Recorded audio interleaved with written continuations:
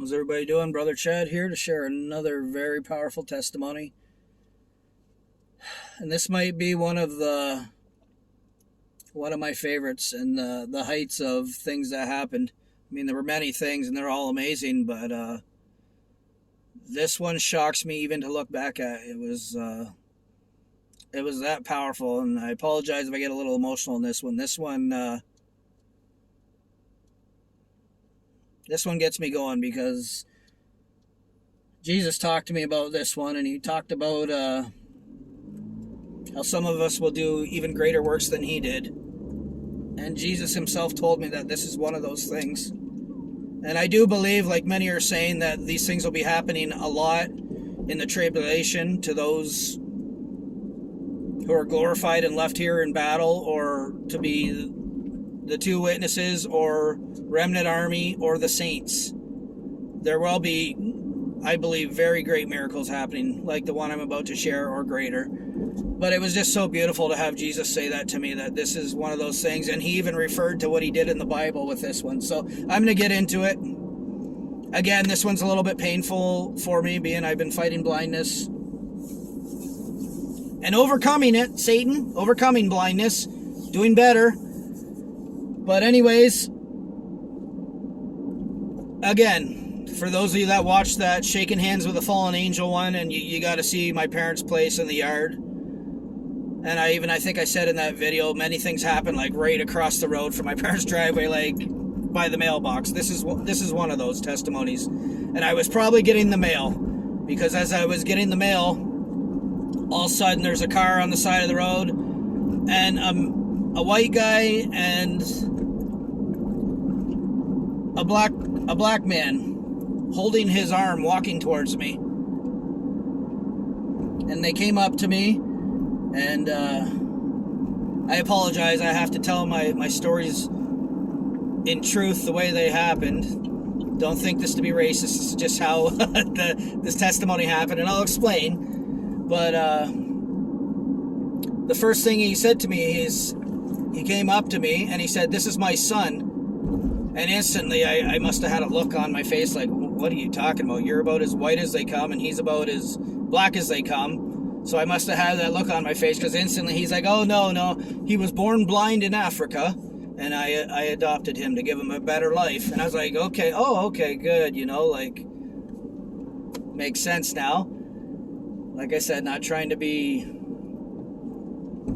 I'm just telling the story the way it happened. That's just how I took it. It's kind of funny.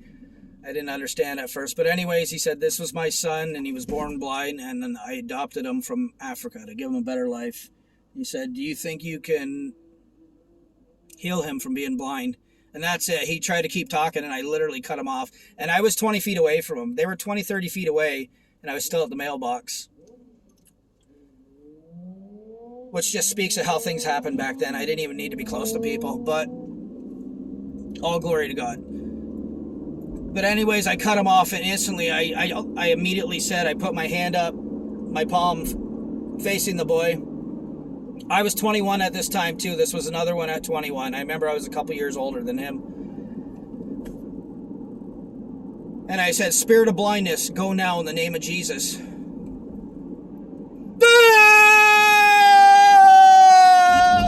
And I'm sorry for that loud explosion, but that is exactly what happened. And it scared me. I gotta be honest, I jumped about a foot off the ground. But the only way I can say it is to explain is, imagine being blind. Sorry. Imagine being born blind your whole life, and to have that instantly taken away from you, and to instantly be to see. And he screamed like it was like a cry and a scream combined. It was so loud. And just the pain of 19 years of being blind released. Yeah, I get emotional for this one. But it was so beautiful. It was instant. And I remember him hugging his dad, and he finally turned and he looked at me, and you could see his eyes were squinting. He was still trying to adjust to being able to see. And his dad was thanking me. He was so thankful, and I'm glad for that. It's good to be thanked when we help people. But he started going into, I won't let this day be wasted. He said, I'm going to put him through college and university, and I'm going to make sure he becomes something of himself. And he kept going on about the world of college and university and making sure the boy becomes something, which, whatever. That's great, I guess, if you want to look at it that way. But I remember what I was told in the Spirit is what I told him. I said, make sure you keep him led into Jesus and don't worry so much about the things of the world. And that's exactly what I said to him, because like I tell you guys often, at that time, it was literally Jesus telling me what to say all the time. I can't even take credit for it half the time. Like, I have to just give all the glory to God, because some of my testimonies, the things I would say weren't even how I really spoke. So, but just amazing. It's both painful fighting blindness, but it was so amazing to see this boy instantly be able to see after being born blind and blind for 19 years. And like I said, when I was thinking about sharing this months ago, the last couple of years actually, Jesus told me about the performing greater works than he did. And he said, you remember when I healed the man at the pool of, what was it, Siloam or whatever in the Bible, where he put mud on the man's eyes and told him to rinse it off in the pool or the blood? And then the man can see. He said, you did it in like 2 seconds. Like, you said that one sentence and it was instantly he's seen. And it was like Jesus was complimenting me. It's just absolutely, I don't feel like, how do you even feel like you deserve that from Jesus? But it was so beautiful for him to say that. And it was so joyful for me to have him say that to me. Like, sometimes we struggle when we don't hear him for a while, and then to be told something like that, to let him know how much he loves you still. Just beautiful testimony.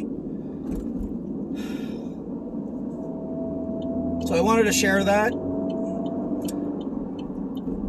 And that's about it for that one. Like, it probably one of the most powerful ones that happened. There's others that are like that. You've heard a few now, but